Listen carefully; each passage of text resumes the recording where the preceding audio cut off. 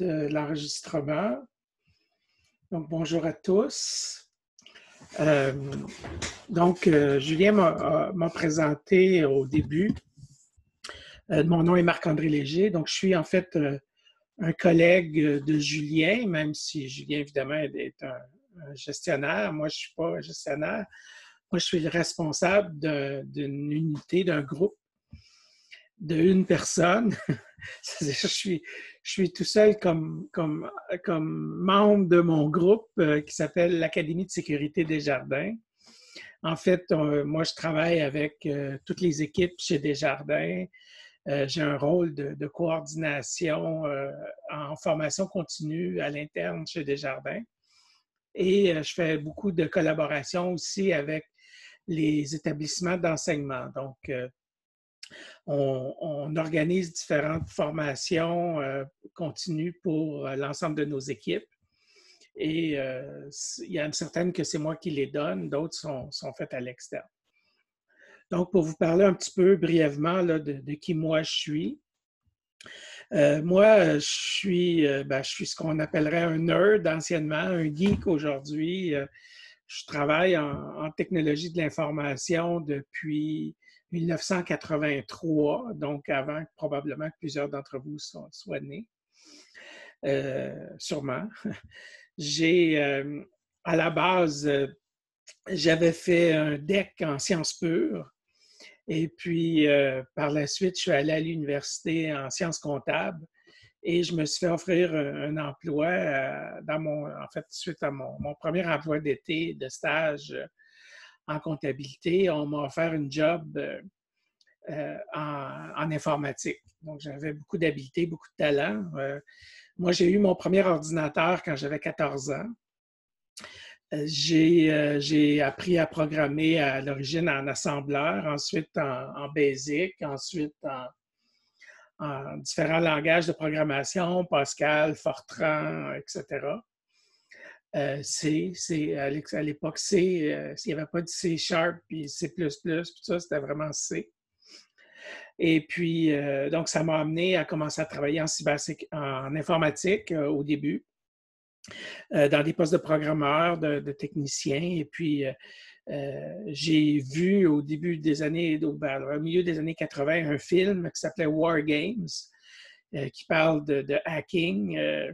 Et je me suis intéressé à ça. J'ai commencé à explorer qu'est-ce qu'on pouvait faire avec ça. Et j'ai développé graduellement des aptitudes. J'ai arrêté l'université dans ma deuxième année pour commencer à travailler à temps plein, donc en TI.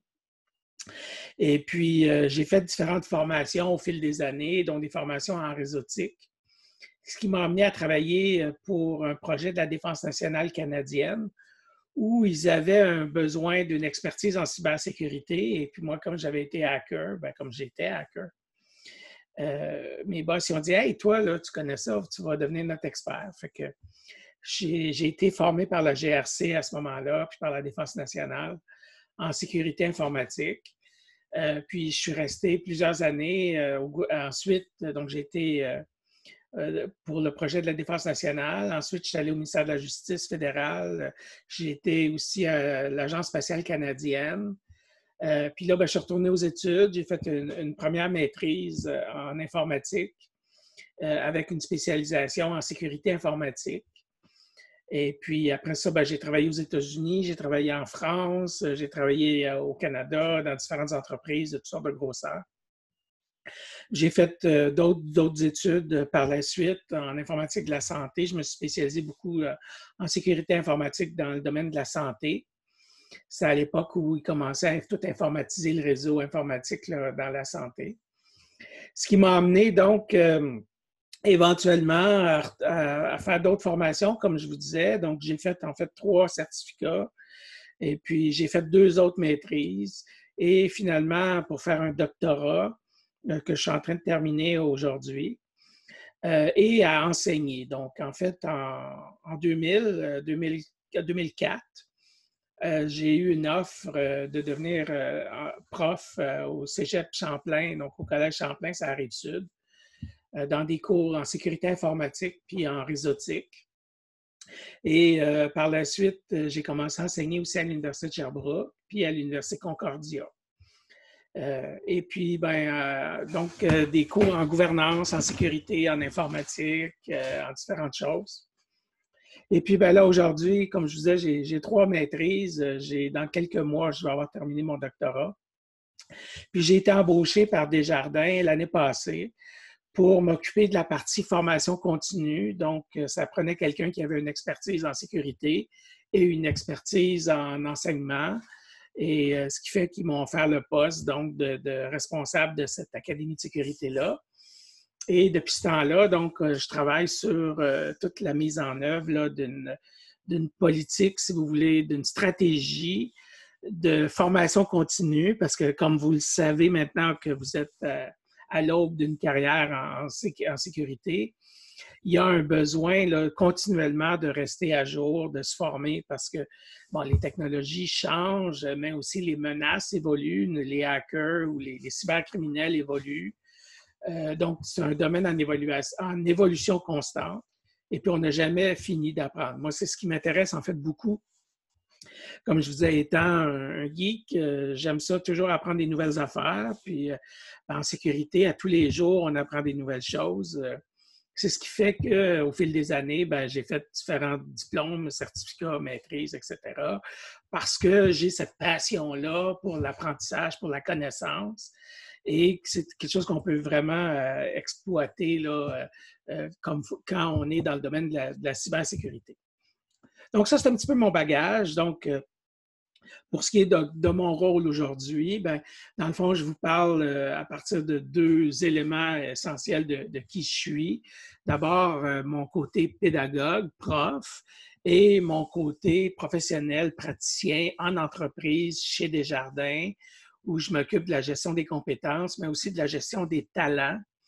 Donc, d'identifier c'est quoi les connaissances, les compétences qu'on a besoin des différents individus dans nos équipes. C'est quoi le genre de formation qu'on cherche? C'est quoi le genre d'individu qu'on cherche? Et on a une association aussi qui s'appelle CyberEco, qui fait qu'on travaille aussi avec les autres entreprises du domaine financier et de l'industrie au Québec pour voir aussi c'est quoi exactement les besoins. Donc, c'est quoi finalement que quelqu'un comme vous, un étudiant là, au cégep ou à l'université aujourd'hui, c'est quoi qu'il a besoin comme compétences pour que nous autres, on ait une job pour lui dans nos équipes de cybersécurité. Donc, ça, c'est quelque chose auquel je réfléchis pas mal à tous les jours. Et ça donne que c'est aussi mon sujet de thèse de doctorat. Donc, c'est pour ça que Julien a pensé à m'inviter aujourd'hui pour vous parler un peu de c'est quoi le métier de cybersécurité, c'est quoi les compétences qu'on a besoin quand on travaille en cybersécurité, c'est quoi le genre de job que vous pouvez viser. D'abord à court terme, parce que là, vous allez avoir votre diplôme bientôt, vous voulez avoir une job. Mais en même temps, quand vous allez avoir cette job-là, nous, c'est sûr que si vous venez travailler, par exemple, chez nous, chez Desjardins, en fait, votre job, ça va être aussi le début d'une formation continue. C'est-à-dire que tous les gens qui rentrent chez nous vont continuer à suivre des cours, à suivre des formations pour éventuellement, dans 3 ans, dans 5 ans, avoir une autre job. Parce que ça va être quoi la job d'un professionnel en cybersécurité dans 5 ans? Je pense qu'il n'y a pas vraiment personne qui peut vous le dire, ce que ça va être exactement, parce que ça évolue tout le temps. Mais on peut se mettre dans une position où on va être prêt pour ces nouvelles jobs-là. Puis aussi, où on va pouvoir croître.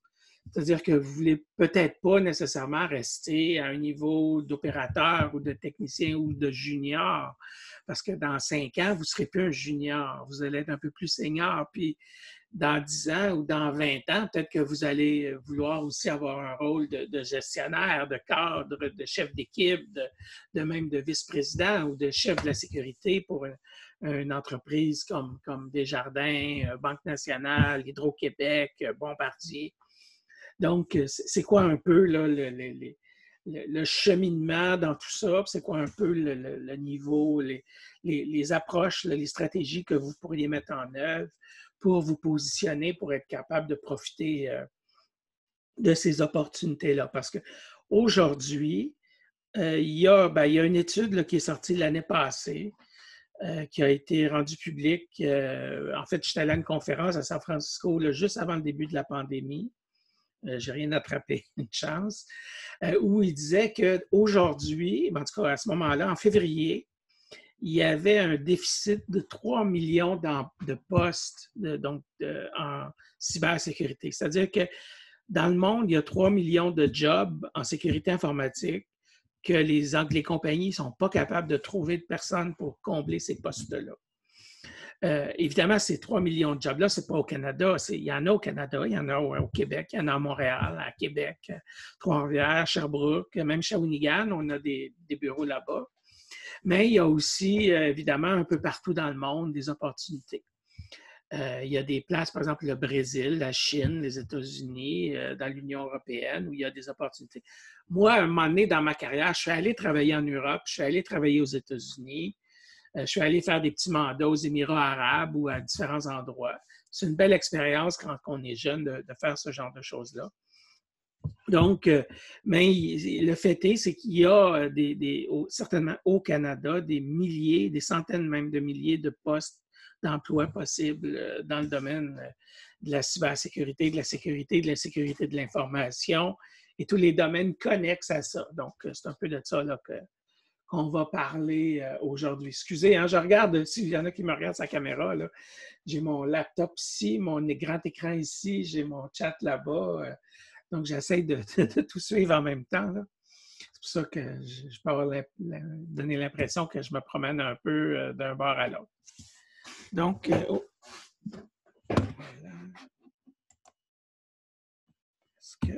voilà. Donc, pour vous donner un peu une idée là, de nous, de moi, de nous, Desjardins, mais de moi, ma vision un peu de notre stratégie de gestion des compétences. Donc, en fait, on a développé un modèle. Puis là, je n'irai pas dans les détails de ça, à moins que c'est quelque chose qui vous intéresse vraiment, là, mais essentiellement, ce que vous voyez là, c'est en fait ma thèse de doctorat. Donc, on a développé une base de données, puis c'est ce que vous voyez en bas ici, là, ici en bas, là, cet écran-là là, d'ordinateur, c'est une ontologie, c'est une base de données des différents métiers, des différentes compétences et tout ça, mais qui est en fait alimentée à partir des cadres de référence, des normes, des certifications comme CISSP, ISACA, le NICE, le MITRE, et aussi des affichages de postes, des descriptions de postes que nous, on a chez Desjardins, des CV des gens, des experts en cybersécurité, des affichages. J'ai une banque de données là, de plusieurs centaines d'affichages qui ont été faits par toutes les entreprises au Québec et même certaines ailleurs au Canada, donc dans la dernière année, pour voir un peu qu'est-ce que les entreprises demandent. Workday, c'est notre système interne de base de ressources humaines, LinkedIn et ailleurs. Et donc, à partir de ça, j'ai construit une grosse base de données qui identifie c'est quoi les besoins. Donc, juste pour que vous compreniez bien là, que ce dont je vais vous parler aujourd'hui, ce que je vais vous montrer, là, c'est basé sur vraiment une grosse étude qui a été faite, très détaillée, avec de multiples sources d'informations, des entrevues qui ont été faites auprès de professionnels. Et on est en train de développer l'intelligence d'affaires, du data mining, et éventuellement, on va évoluer vers une solution basée sur l'intelligence artificielle qui va nous permettre de faire le lien entre nos besoins et les différents individus qui sont disponibles sur le marché ou peut-être les gens qui sont déjà dans nos équipes puis qu'on peut aller améliorer leurs compétences pour éventuellement qu'ils puissent combler un autre poste. Donc ça, c'est un peu la vision là, de notre grosse affaire. L'autre chose aussi qui est important de comprendre, c'est que la compétence, c'est quelque chose qui est graduel. C'est-à-dire qu'on ne naît pas compétent, on le devient. Et quand on devient compétent, on passe à travers un certain nombre d'étapes. Donc, et on peut mesurer les niveaux de compétence de la même façon qu'on peut vous évaluer, par exemple, par un examen dans vos cours au cégep. On va évaluer votre niveau de compétence, mais on va l'évaluer en fonction donc de différents types de mesures. Fait que nous, en fait, on a une échelle là, de compétences qui n'est pas quelque chose que j'ai inventé. C'est basé sur quelque chose qui s'appelle Bloom, là, mais qui est très connu dans le domaine de l'éducation. Et puis, qu'on a 6 niveaux. En fait, on a 7 niveaux. On a un niveau 0, c'est-à-dire je ne connais rien. Ou sinon, on a les niveaux vraiment de base, 1, 2, 3. À partir de 3, là, on peut dire qu'on est compétent, c'est-à-dire qu'on est capable d'appliquer les choses. Parce que d'être compétent, c'est pas juste de savoir quelque chose, mais c'est d'être capable de l'appliquer de la bonne façon dans un contexte d'une organisation, d'une job, dans le fond. Donc, si vous êtes bon dans votre job, bien, vous êtes compétent. Et donc, on a toute une échelle de mesure pour ça. C'est pas nécessaire de comprendre le détail, juste de savoir, parce que tout à l'heure, je vais vous parler des différents rôles, puis des différents éléments, des choses que vous devez connaître. Puis là, bien, je vais vous mettre à côté un chiffre qui dit, bien, c'est quoi le niveau minimum que vous devez avoir par rapport à cette expertise-là, à ce domaine-là. Puis là, bien, on se réfère là, à ces 6 échelles-là. Donc, dans le fond, plus vous êtes avancé, plus vous êtes compétent, plus vous êtes expert, plus le niveau va évaluer. Finalement, nous, dans notre stratégie de formation, on a 3 éléments qui doivent être pas mal la même chose que vous avez à l'école, au cégep, par exemple, ou à l'université. Donc, je pense que j'ai compris des premiers de ce que j'ai vu avec vous, parce que moi, j'aide Julien à gérer l'école et puis fait que j'ai participé à plusieurs des rencontres. Fait que j'ai eu l'occasion de vous entendre un peu parler puis de poser des questions puis de vous présenter. Fait que je sais que la plupart d'entre vous, vous êtes au cégep. Et donc, vous êtes familier avec cette approche-là, c'est-à-dire que vous faites différentes choses dans vos formations. Vous avez des cours ou un prof en avant puis qui vous parle. Donc, ça, c'est de la formation classique, là. Donc, nous, on fait un peu de ça à l'interne. On a des MOOCs, on a des Udemy ou des systèmes où des gens peuvent aller faire des formations en ligne, mais c'est vraiment un cours que vous allez suivre. On a ce que vous faites aussi au cégep dans le cadre de vos cours, des labs. Donc, nous, à l'interne, on a des labs virtualisés, donc style VMware ou VirtualBox ou des affaires de même, là, que vous utilisez sûrement au cégep. Donc, on fait de la pédagogie active, donc du hands-on. Et puis, on fait de la formation opportuniste, c'est-à-dire qu'on envoie du monde à des conférences, à des colloques. On a aussi des cours et des colloques qu'on fait à l'interne. Donc, tout ça, ça nous amène à un parcours de formation, donc où on a une formation de base pour tous les employés, on a une formation par métier, on a une formation par spécialité, puis on a une formation individuelle en fonction des besoins d'individus. Alors là, ça, c'est peut-être l'élément là, qui est le plus important pour vous à date, là. C'est de savoir que dans ça, bien, il y a 3 parties à ça. Il y a le savoir, ce que vous savez, il y a le savoir-faire, donc ce que vous êtes capable de faire, et il y a le savoir-être, qui est un élément extrêmement important dans des contextes organisationnels. Puis c'est des choses qu'on n'apprend pas nécessairement toujours à l'école. C'est des fois, anciennement, on appelait ça l'intelligence émotive ou l'intelligence émotionnelle, c'est-à-dire votre habileté à fonctionner dans un groupe, puis votre habileté à fonctionner avec des équipes, avec des clients. Tu sais, des fois, de dire des choses un peu dures à un client, puis votre client, autant à l'interne qu'à l'externe. Là. Si vous travaillez, mettons, chez nous, chez Desjardins, bien, vous donnez des services aux autres groupes, aux autres unités d'affaires de Desjardins. Votre client, c'est ces autres unités-là. Donc, quand vous interagissez avec ces gens-là, bien, tu sais, des fois, c'est important comment on présente les choses parce que si on ne le fait pas d'une bonne façon, bien, ça ne passe pas. Tu sais. Puis, on a tous aussi les enjeux de la gestion du changement. Tu sais, on a beau avoir des super bonnes solutions techniques, si on n'est pas capable de les introduire correctement dans l'organisation par une bonne gestion du changement, bien, ça ne passera pas. Nous aussi, à l'interne, on a quelque chose qui s'appelle les compétences des jardins. C'est-à-dire qu'on a défini c'est quoi les compétences interpersonnelles ou en anglais, on appelle ça les soft skills, le savoir-être, que devrait avoir un bon employé des jardins qui a les valeurs des jardins. Tu sais, Desjardins, ça a quand même 120 ans d'histoire. C'est une coopérative. Ça a été fondé par, évidemment, monsieur et madame Desjardins, Alphonse et Dorimène Desjardins. Donc, il y a toute une culture d'entreprise, puis c'est important pour nous que les gens dans nos équipes aient cette culture-là. Puis ça, bien, dans toutes les entreprises, hein, il y a une culture d'entreprise. Donc, on a défini ça. Donc, ça, vous, ce que vous devez développer, ce que vous avez développé aujourd'hui au Cégep, bien, c'est beaucoup le savoir, puis un peu le savoir-faire. À l'école de la cybersécurité, ce que vous faites, c'est en fait beaucoup plus axé sur le savoir-faire. Un autre élément que vous devez développer, c'est aussi le savoir-être. Tu sais, le savoir-être, c'est souvent ce qui va faire la différence quand tu vas dans une entrevue, que même si tu es super compétent, mais si tu n'arrives pas à te vendre, ben c'est parce que c'est une question de savoir-être ou tu as peut-être des faiblesses, ce qui fait que des fois, quelqu'un qui est peut-être moins compétent, mais qui est meilleur au niveau du savoir-être, va peut-être avoir plus d'opportunités d'emploi. Donc, c'est vraiment là, il faut chercher à développer l'ensemble de ces éléments-là.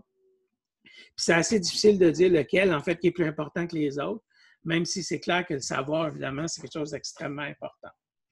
Donc, nous autres, on a défini ce qu'on appelle un... Oui? Est-ce qu'il y avait une question? Oui, par rapport à la slide précédente, j'ai vu les certifications ISO. Est-ce que vous pouvez dire ce que c'est? ISO 27001, c'est une norme internationale qui a été développée par un sous-comité de l'ISO qui s'appelle le SC27, qui crée des normes en sécurité de l'information.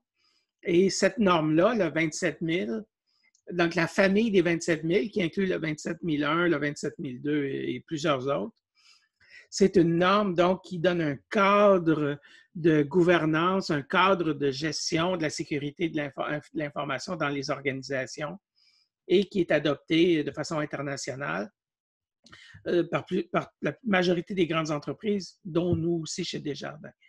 Donc, dans notre parcours de base, dans notre formation de base à tous les employés, on offre aussi une formation sur cette norme-là, le ISO 27001, donc qui est obligatoire pour tous les employés chez nous. OK, donc genre, c'est un peu comme un résumé de tout ce que Desjardins offre comme formation. Genre. Ce que vous voyez là, c'est effectivement ce que tous les gens dans nos équipes de sécurité font. Ils sont obligés de faire, tu sais, tout à l'heure, là, ici, là, tout le monde est obligé de faire de la formation commune, même les gens qui travaillent dans des postes de secrétariat. Là. Tout le monde qui est dans notre vice-présidence doit faire ces cours-là. Ensuite, les métiers, bien, tout le monde qui est, là, je vais vous montrer, là, dans quelques secondes, je vais vous montrer c'est quoi exactement ces métiers-là. Là. Mais là, eux autres, ils ont des formations aussi que tout le monde doit faire. Puis on offre des formations pour spécialité. Mais c'est dans le fond, ce que je dis, c'est qui posait la question? Je m'excuse. C'est Arthur. Arthur, bon, Arthur. Tu sais, ce que je dis, Arthur, c'est que dans le fond, quand tu sors du cégep, là, tu t'en viens travailler chez nous, là, mais je dis ça, c'est chez nous parce que moi, je vous parle de qu'est-ce que moi je fais, mais ça va être la même affaire à Hydro-Québec ou à la Banque nationale ou ailleurs. Là. Okay. Dans le fond, toi, là, ton DEC ou ton AEC que tu fais, là, c'est comme la porte d'entrée. Mais la journée que tu rentres chez nous, tu vas continuer, tu vas être à l'école toute ta vie, dans le fond, parce que nous autres, on va toujours continuer à te former parce qu'on n'a pas le choix. Ça évolue tellement en sécurité que tu vas avoir besoin d'être continuellement formé. Il y a des nouveaux logiciels, il y a des nouveaux outils, il y a des nouvelles attaques qui arrivent, il y a des nouvelles affaires qui se passent. Fait que dans le fond, tu vas toujours être en formation. Mais genre, le prérequis, c'est le DEC, comme vous venez de le dire. Genre, il n'y a pas de certification qu'on devrait avoir avant d'être embauché. Que tu dois absolument avoir, la réponse c'est non. Puis même, là, dans certains cas, si tu es vraiment super bon, là, puis que tu es allé dans des CTF, puis que tu as gagné des compétitions, là, ça se peut même, si tu n'as pas fini ton DEC, on va t'engager à temps partiel avant que tu aies fini. Moi, j'ai aussi une question. Oui, vas-y, Catherine. À propos du CISSP, je vais avouer que j'ai googlé et c'est vraiment hors de ma portée. Donc, j'aimerais savoir, est-ce que Desjardins le paye pour les gens, ça, oui. quand ils sont... OK, fait que c'est pas quelque chose qu'on devrait commencer à piler notre cash pour être capable de l'avoir avant d'être embauché, parce que là, nous, tous les employés de Desjardins, ils font la formation CISSP, oui. OK. Tous les employés en sécurité informatique, là, les 200, je ne sais pas combien qu'on est aujourd'hui, 250, juste dans l'équipe de sécurité. Là. Tout le monde a fait la formation CISSP. Ouais. C'est bon, Catherine et puis Arthur, j'ai-tu répondu à vos questions? OK. Gênez-vous pas, hein, si vous voulez. Oui? Oui, Arthur, tu Je voulais... disais merci pour la réponse. Ah, OK, OK, il n'y a pas de problème. Pas de problème. Fait que je vais juste continuer parce que donc, ça, ce que je vous disais, c'est les éléments.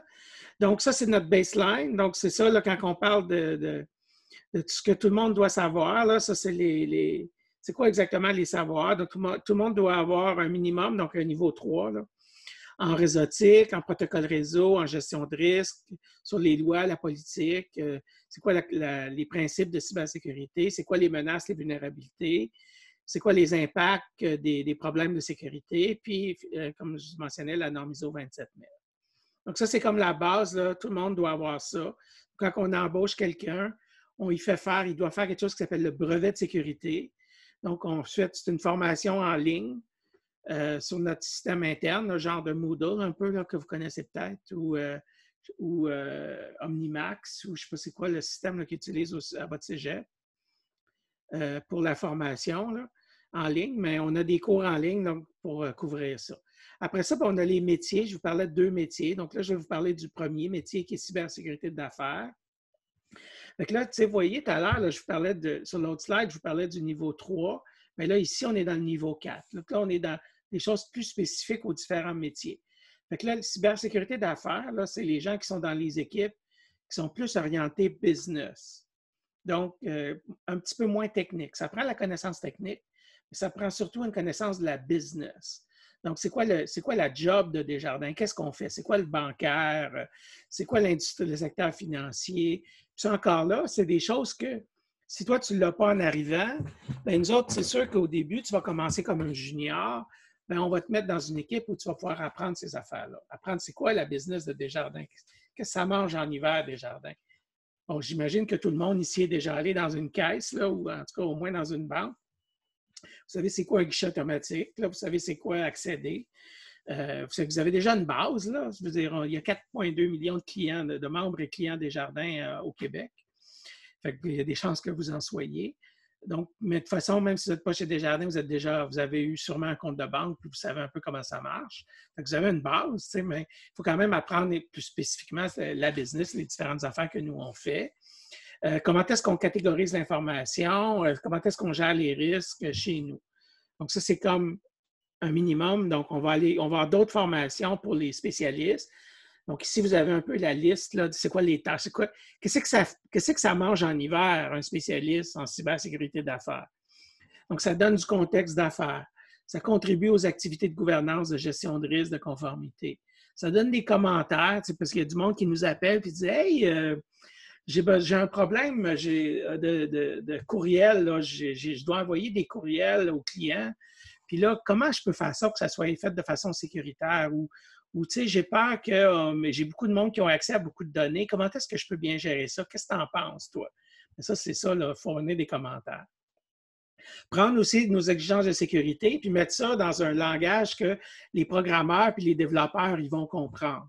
Parce que dans le fond, tu sais, si c'est comme quelqu'un comme vous là, qui faites le Cybercode Warrior, ben vous connaissez un peu, tu sais, c'est quoi les enjeux de faire du code sécuritaire? Parce que, puis, il y a du monde dans les équipes techniques, qu'eux autres, ils ont besoin d'aide parce qu'ils ne connaissent pas nécessairement ça. Fait que comment est-ce qu'on peut leur dire, comment est-ce qu'on peut leur expliquer de, OK, nous autres, là, nos directives, ça dit ça, ça, ça. Mais dans le quotidien, là, quand toi, tu fais du code, là, ça veut dire ça pour toi. Donc, c'est vraiment un job d'analyse, d'identifier c'est quoi les besoins, puis de traduire ces besoins-là pour que le monde, entre guillemets, ordinaire, c'est-à-dire le monde qui ne sont pas des experts comme vous, qui ne sont pas dans les équipes de sécurité, bien, qu'ils puissent comprendre exactement c'est quoi, qu'est-ce que ça veut dire. Parce que c'est sûr que, tu sais, pour les membres et clients de Desjardins, bien, eux autres, ils s'attendent que nous, on gère bien leurs données. Puis, c'est sûr que nous, c'est primordial pour nous. C'est une énorme importance dans ce qu'on fait. On met beaucoup d'argent, de temps, d'efforts, d'énergie pour s'assurer qu'on rencontre les exigences puis les attentes de nos membres et clients. Donc, on est là dans les équipes de cybersécurité d'affaires pour traduire ces attentes-là des membres et clients, puis traduire les besoins de la business dans un langage que tout le monde, autant dans les équipes techniques qu'ailleurs dans l'entreprise, puisse comprendre de quoi qu'on parle. Ce qui nous amène donc au plan de formation. C'est quoi la formation de quelqu'un dans ces équipes-là? Donc, le brevet, le CISSP, donc je vous disais, tout le monde, on fait faire à tout le monde la formation CISSP. On n'oblige pas les gens, on n'oblige pas tout le monde à aller faire l'examen pour avoir le titre CISSP. Ça, il faut étudier pas mal. Ça, c'est quelque chose que moi, je n'oblige pas les gens. C'est une discussion qui doit avoir lieu entre le gestionnaire puis l'employé. Mais c'est sûr que ce qu'on demande, c'est que tout le monde aille faire le cours. Puis après ça, bien, ils peuvent aller faire l'examen s'ils le veulent. On leur paye le cours, on paye l'examen aussi. Là. Ça, il n'y a pas de problème. On a des cours en agilité communicationnelle. Tu sais, je vous parlais du savoir-être tout à l'heure, là, donc c'est sûr qu'on a une offre par rapport à ça. On a des cours par rapport à ça. On a des cours en gouvernance, en gestion de risque, en conformité, en architecture, tous les outils de sécurité qu'on a chez Desjardins. Puis, on a aussi des formations en ligne. On utilise Udemy puis Pluralsight, donc pour avoir des formations en ligne aussi, pour ceux qui veulent en faire plus même. Donc, certaines sont des formations en classe, d'autres sont des formations en ligne, certaines sont faites en collaboration avec les universités, puis certaines sont faites sur des plateformes de formation comme Udemy. On a de la formation active, donc vous avez utilisé une de nos plateformes là, dans le cadre de vos activités cette semaine. On a d'autres plateformes aussi. On a des labs virtuels, donc qui peuvent être utilisés pour la formation de nos équipes, les gens dans le côté plus business. Et parce que c'est important, même dans les gens qui sont plus business, qui ne sont pas nécessairement dans les équipes techniques, mais c'est important qu'ils développent aussi cette expertise-là. Puis, on a un programme de formation avec les universités. Donc, on va payer des formations universitaires aux gens. Donc, ça, mettons, vous rentrez chez nous avec un DEC, puis vous dites, bien là, mettons, dans 2 ans, vous dites, bien là, j'aimerais ça aller suivre des cours à l'université. Bon, on va vous payer ça. Il y a des cours qui se donnent à l'Université de Sherbrooke, à l'École polytechnique, HEC, Concordia, l'École de technologie supérieure. Puis évidemment, si vous avez déjà fait ces cours-là, on va vous les reconnaître aussi comme membres de nos équipes. Donc, on parlait tout à l'heure des certifications. Vous posez des questions. Est-ce que je devrais faire la certification avant de rentrer chez Desjardins? Ben non, mais c'est sûr que nous, on va vous inviter, on va vous donner la possibilité de faire des certifications quand vous êtes là. Puis là, je vous dis nous, hein, dites-vous que ce que je vous parle, là, c'est vrai aussi ailleurs. Là. Je ne veux pas forcer personne à venir travailler chez Desjardins. Là. Moi, c'est sûr que c'est un peu partie de mon rôle chez Desjardins d'identifier les talents et de recruter des gens, mais c'est vrai aussi dans toutes les entreprises. Donc ça, c'est une étude qui a été faite toute l'Amérique du Nord, avec différents sites de recherche d'emploi où ils ont regardé qu'est-ce que les entreprises demandent comme certification. Fait que dans le fond, si vous voulez faire une certification, qu'est-ce que vous devriez faire? Fait que la plus facile, c'est la Sécurité Plus. Ça, c'est comme TIA qui offre ça. Cette formation-là, elle est quand même, elle est dans le top 5. Mais c'est sûr que c'est la moins populaire, presque la moins populaire. En fait, il y a celle du SANS, la GSEC, qui est un petit peu moins populaire, mais je vais vous expliquer dans quelques minutes pourquoi elle est moins populaire. C'est pas parce qu'elle est moins bonne. Parce qu'elles sont toutes bonnes, ces certifications-là, mais il y en a qui sont plus générales. Puis la Sécurité Plus, c'est celle qui est probablement la plus facile pour vous à aller chercher. Puis c'est dans le top 5. La CISSP, c'est la plus demandée. Donc, c'est pour ça, nous, c'est celle qu'on a choisie, qu'on veut que tout le monde aille. Mais c'est sûr que si vous sortez du cégep, vous n'avez pas d'expérience de travail, vous pouvez quand même aller faire l'examen, mais vous allez être un CISSP associé.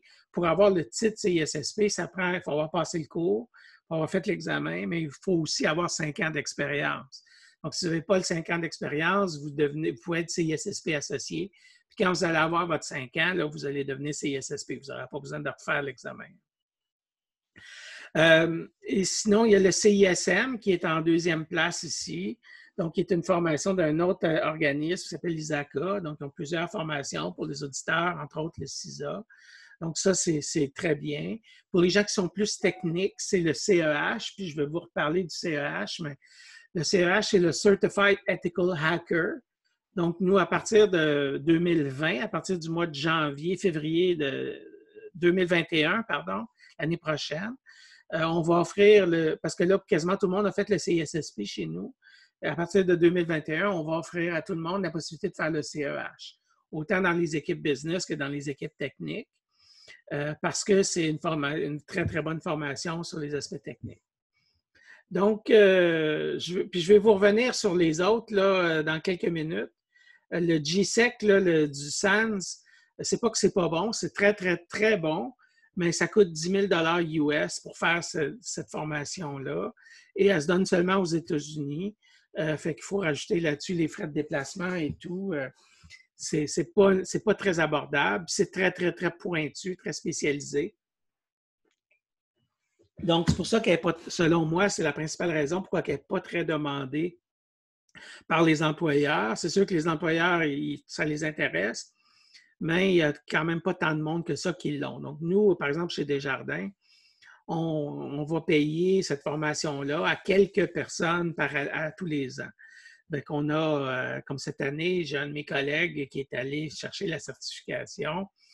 Je pense qu'il y en a peut-être 2 ou 3 là, chez Desjardins qui sont allés faire cette formation-là puis qui ont eu la certification cette année. Évidemment, il y en a qui le font à tous les ans, là, fait qu'il y a plus que 3 personnes certifiées. Là.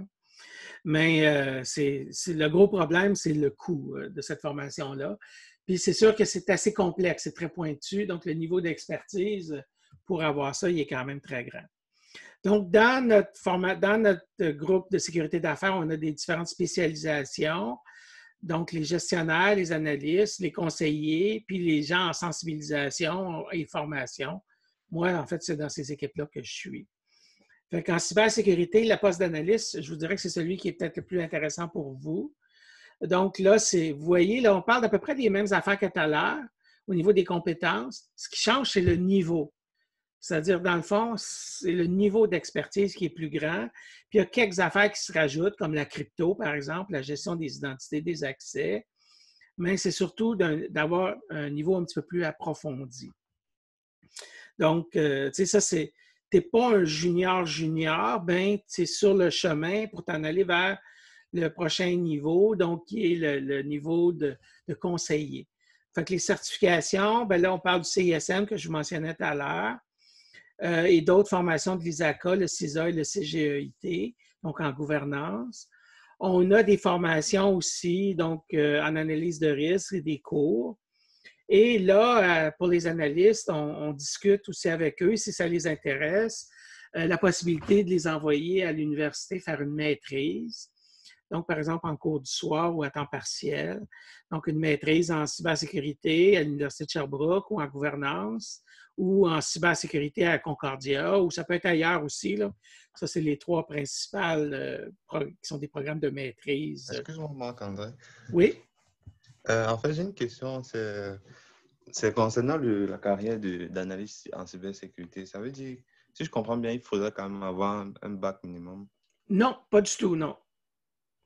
Non. Tu peux rentrer chez nous avec un DEC si tu as un profil intéressant. Si tu as le minimum, là, tu sais, tout à l'heure, là, je parlais des niveaux 3. Là. Si tu as ce minimum-là sur ces sujets-là, tu peux très bien rentrer comme analyste. Mais c'est sûr qu'il va falloir que tu fasses des cours. On va te payer des cours pour te pour s'assurer que tu as l'équivalent d'un bac. C'est-à-dire que les différents cours là, que je parlais tout à l'heure, les formations, le CISSP, tout ça, là, où on va peut-être t'envoyer à suivre des cours à l'École polytechnique, par exemple, tu peux faire un bac par cumul de certificats en cybersécurité. Donc, nous, on va t'offrir la possibilité d'aller chercher cette formation-là. Puis, mais si tu veux aller au prochain niveau, qui est l'autre, le conseiller, le conseiller, bien là, c'est sûr que là, ça demande un niveau plus élevé de compétences. Fait que là, si toi, ça t'intéresse de devenir conseiller, puis que nous, on voit que tu as vraiment le potentiel pour ça, bien, on va te la payer ta maîtrise. On va t'envoyer suivre des cours. OK. Merci. C'est bon? OK, je t'ai pas trop fait peur, là, Arthur? Non. OK. Parce que tu poses la question, c'est bon signe. Ça veut dire que ça t'intéresse. Ouais, quand même. Fait qu'on a donc des cours sur Udemy. On a créé des parcours de formation. Là, vous voyez, on a différents parcours. Là, ça part en bas à cybersécurité d'affaires. Tu vois, là, il y a 24 heures de formation que tu peux aller faire. Plus avancé, le niveau 2, il y en a 71 heures. Après ça, on a des formations sur les enquêtes, sur la protection des renseignements personnels, sur le cloud ou sur comment faire du hacking. Donc, gardez en tête que l'on s'adresse à des gens qui sont plus business, ils n'ont pas nécessairement là, votre expertise que vous avez. On a aussi des outils. Je parlais tout à l'heure de la formation active. Donc, on envoie des gens faire le CEH. En fait, on l'offre en ligne avec l'Université de Sherbrooke. Donc, vous pouvez le faire à partir de la maison, là, à partir du mois de février l'an prochain. Vous allez faire tous les cours du CEH. On a aussi le Secure Code Warrior, ça vous connaissez déjà. Là. On a un autre outil qui s'en vient, qu'on est en train d'implanter, qui s'appelle l'Immersive Lab, qui permet de faire des CTF virtuels aussi. Donc, vous pouvez faire soit au travail, soit à la maison, soit c'est accessible en ligne. Donc, à partir de votre ordinateur Desjardins, tout le monde chez nous ont des laptops. Là. Vous pouvez accéder à vos outils Desjardins à partir de la maison sans problème. Donc, ça, c'est le côté hands-on, le côté savoir-faire là, que je vous disais tout à l'heure. Donc, on a ensuite le parcours conseiller. Bien, dans le fond, le parcours conseiller, c'est comme l'autre étape de l'analyste. Fait que la différence, c'est plus au niveau d'expertise. Puis là, bien, ça vous donne une idée. On a fait un mapping là, des différents cours qu'on offre. Fait que ça, c'est le côté business. Le côté technique, donc c'est un peu la même affaire. C'est-à-dire qu'on a créé donc, les parcours métiers. Donc, on a identifié c'est quoi les expertises de base que tout le monde du côté technique doit avoir. Et ensuite, à partir de là, on a défini c'était quoi les tâches que quelqu'un doit avoir. Là, je vais plus vite parce que ça répète beaucoup des choses que je vous ai déjà présentées. Là. Juste pour arriver, donc ici, au niveau de la formation. Donc, vous voyez, on a toujours le brevet, on a toujours le CISSP. Ensuite, on a une formation métier, donc le Certified Ethical Hacker. Donc, ça, c'est le CEH que je vous mentionnais tout à l'heure. Donc, pour les gens dans les équipes techniques, le CEH est une formation obligatoire. C'est-à-dire qu'on veut que tout le monde dans les équipes techniques fasse la formation du CEH et idéalement aille chercher la certification. Mais comme je vous disais tout à l'heure pour le CISSP, on n'oblige pas tout le monde d'avoir la certification. Ça, c'est quelque chose qui doit discuter avec votre gestionnaire. Mais on veut que tout le monde suive le cours. Tandis que du côté business, on n'oblige pas tout le monde à faire le CEH, mais tous ceux qui veulent le faire, ils peuvent le faire. Mais du côté technique, tout le monde va aller faire le CEH. Et on a aussi, dans le Immersive Labs, on a identifié tout un paquet de CTF puis d'exercices, un peu comme ce que vous faites là, avec Secure Code Warrior. Ça, c'est la liste là, des labs que quelqu'un dans un rôle technique, là, ça, c'est les labs de base là, que tout le monde devrait être en mesure de faire dans les équipes. Vous voyez, on a des labs de Python, on a des labs de Java, on a des labs de vulnérabilité, on a des labs de reverse engineering, ce que vous avez fait dans le cours d'hier après-midi un peu. Là. Donc, on a tout identifié ça pour les gens dans nos équipes techniques. Donc, vous avez dans le fond, dans les équipes, vous avez comme un plan de formation de ce que vous devez faire dans l'année pour qu'ils vont vous amener à d'autres choses. Donc, je vous parlais tout à l'heure du GIAC. Là, ça, c'est les différentes certifications du GIAC. Puis ça, c'est vraiment axé pour les équipes techniques. Donc, dans les équipes techniques, ceux dont le rôle le justifie, on va les envoyer faire la certification GIAC.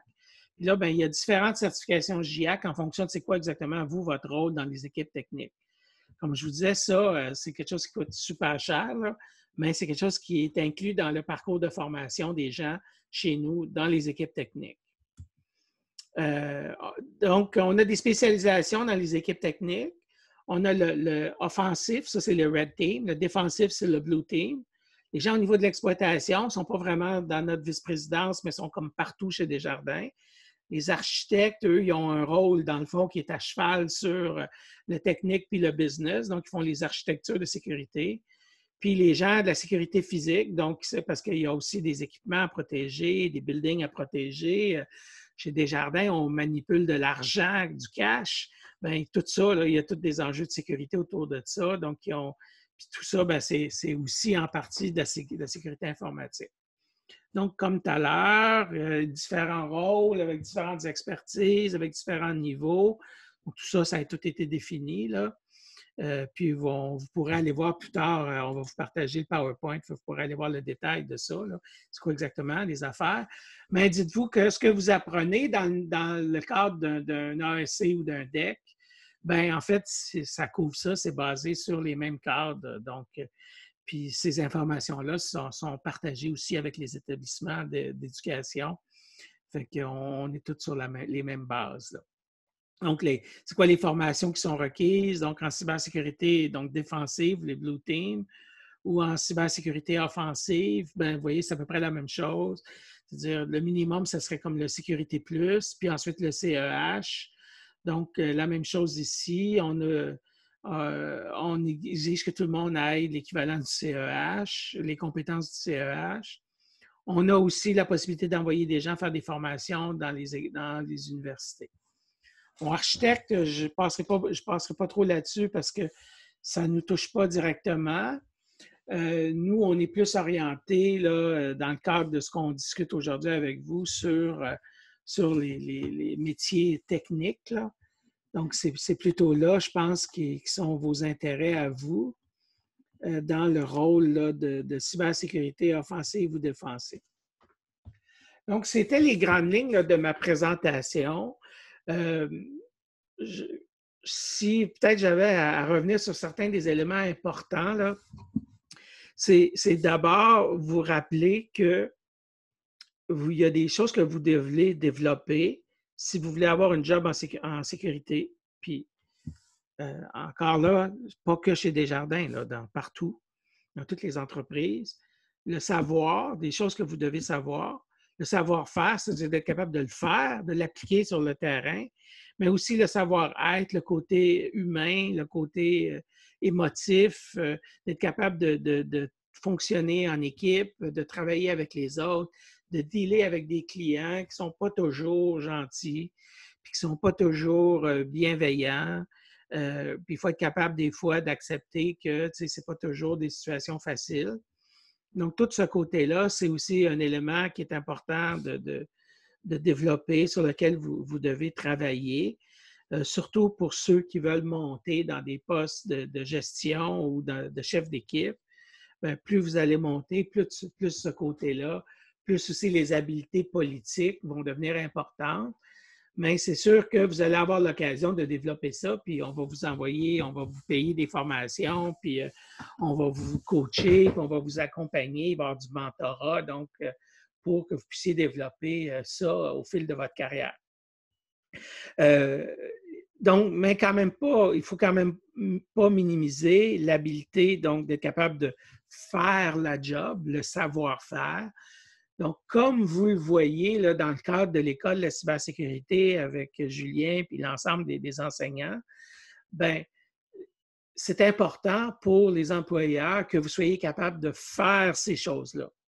Ce n'est pas juste de savoir comment ça marche, mais c'est d'être aussi capable de l'appliquer. Donc, ça, c'est vraiment l'élément important. Maintenant, d'appliquer quoi exactement? Bien là, c'est un peu ce que je vous ai présenté tout à l'heure. C'est quoi de façon plus pointue, là, c'est quoi les différentes affaires que les employeurs ils cherchent aujourd'hui? C'est quoi les choses plus spécifiques? Bien, ce que je vous mentionnais tout à l'heure par rapport aux compétences de base. Je vais juste revenir sur ma slide des compétences de base. Là. Non, ça c'est le métier d'avant. Ah, ici, voilà. Donc, les compétences de base, le savoir requis pour tous. Bien, dans le fond, ça, c'est vraiment la base. Là. Si vous avez ça, vous pouvez avoir un job en sécurité, en cybersécurité. Il y a du monde qui vont vous embaucher. Puis, tu sais, quand je vous dis la connaissance de la norme ISO 27001, par exemple, au niveau 3, hein, rappelez-vous, le niveau 3, c'est d'être capable d'appliquer, donc de l'utiliser. Donc, il faut avoir quand même une compréhension. Mais ça, tu sais, vous pouvez aller suivre, vous pouvez aller sur YouTube, regarder 2-3 vidéos qui expliquent la norme. Il y a même des cours, j'ai même de mes cours à l'université qui sont accessibles sur YouTube. Puis, il y a beaucoup de matériel qui est disponible que vous pouvez trouver sur ça. Mais c'est sûr que nous, on ne va pas non plus nécessairement chercher quelqu'un qui a 100 de ça.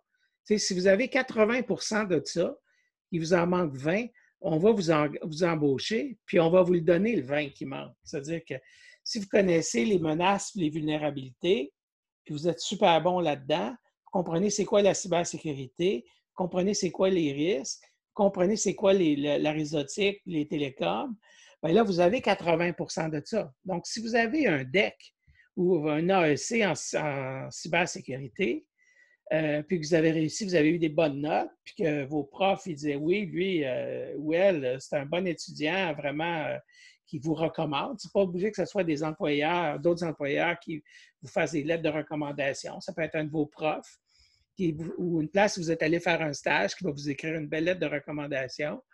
Puis nous autres, nous, puis des compagnies comme nous, on va vous engager avec ça. Puis le 20 qui manque, on va vous le donner, ça. C'est pas grave.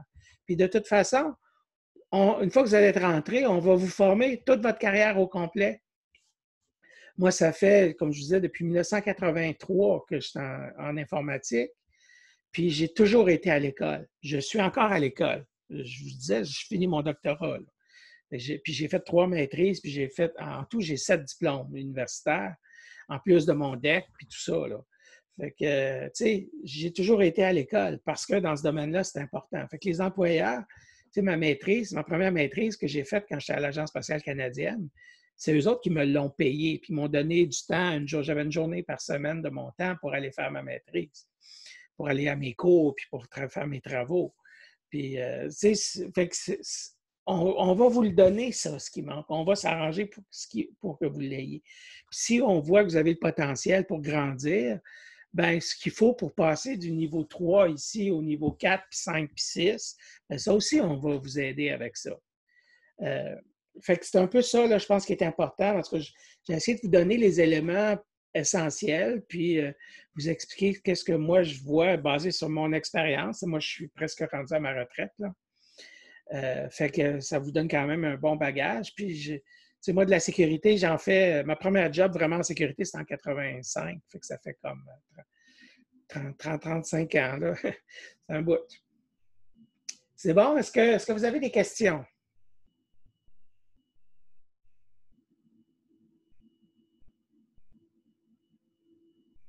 Non?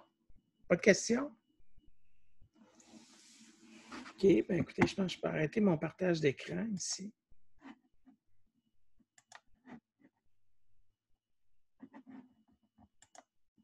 Voilà. Bon, désolé. Écoutez, j'ai vu qu'ici sur le chat, il n'y a pas de questions non plus. Bon. Bien, écoutez, s'il n'y a pas de questions, moi, j'ai terminé. Je ne sais pas si... j'ai pas tant où j'ai mis l'horaire de la journée, là. Moi j'ai une question. Ah! Bon, merci.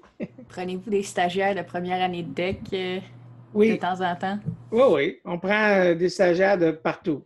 OK. Puis c'est quoi parce que j'ai commencé à les checker, puis souvent, il y a beaucoup de stages qui disent qu'il faut que ce soit à travers ton université ou ton cégep qu'il faut que tu appliques, dans le fond. Puis il n'y a pas l'air d'avoir ça pour le cégep. Ça veut-tu dire que si le cégep, il ne s'implique pas, tu ne peux pas être engagé? Bon, d'abord, c'est quoi ton cégep, Catherine? Moi, je suis à Bois-de-Boulogne.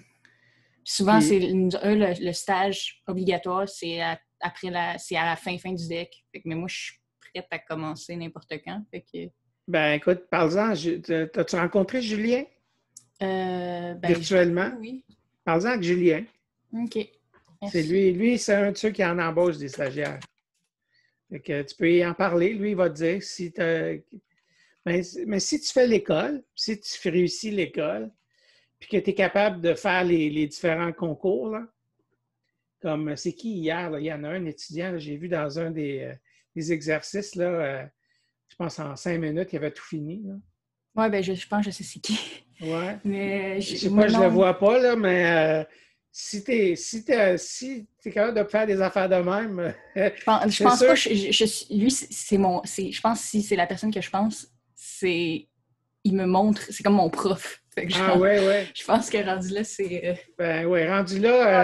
À ce niveau-là, mais bon. Quelqu'un comme ça, là, Il n'y a pas besoin de finir son deck pour qu'on y offre un stage chez nous, ça c'est sûr.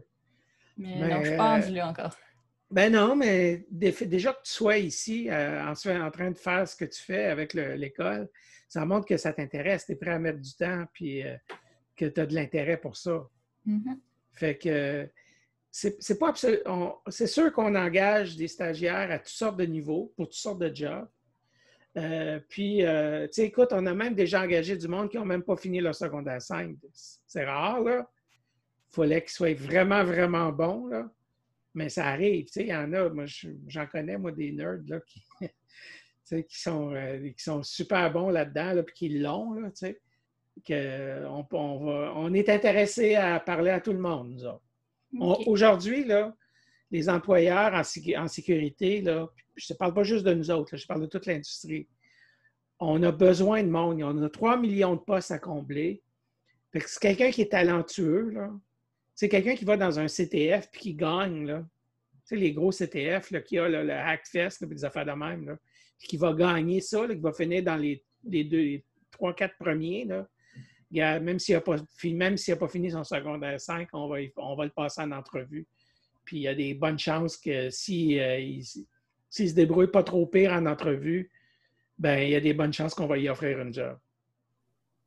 Donc, ça sous-entend que ces genres de concours sont plus, ont plus de chances de nous offrir une place dans une entreprise que, par exemple, une certification sur par exemple, un mot sur une recommandation sur un CV. Ça a plus d'impact, ces genres de concours-là. Oui. Est-ce que ça a plus d'impact que les concours? Non. Les concours, c'est vraiment, là, pour nous, là, c'est quelqu'un qui va dans une compétition comme ça puis qui est capable de se placer, de gagner ou, en tout cas, qui n'a pas l'air fou, là, qui réussit bien, là, c'est parce qu'il est bon. Puis nous autres, ce qu'on veut, c'est du monde qui sont bons. OK? Fait que c'est sûr que ça, c'est le top. Maintenant, c'est sûr que si tu fais ton deck et que ton prof, il te donne une super belle lettre de recommandation puis qu'il nous dit « Hey, Arthur, là, il est vraiment bon. » Moi, tu sais, moi, là, j'ai eu 6000 étudiants dans ma carrière de prof, là. J'en ai 4-5 là-dedans qui sont vraiment les meilleurs que j'ai eus là, dans ma vie de prof, là. Puis quand il y a quelqu'un qui m'appelle et qui dit « Hey, un tel, là, qu'est-ce que tu en penses? » Et je ne vous nommerai pas de nom, là, mais j'en ai un, entre autres, à Nassau, là, qui s'appelle. Il a été engagé chez Desjardins il n'y a pas longtemps. Quand il est chez Desjardins, ils m'ont dit hey, « on aimerait ça engager ce gars-là, qu'est-ce que tu en penses? » Je dis « Écoute, c'est un des meilleurs étudiants que j'ai jamais eu. Tu devrais l'engager. » Puis ils l'ont engagé. T'sais. Mais en quelque part, il fallait qu'il soit capable de livrer aussi, qu'il ait fait ses preuves.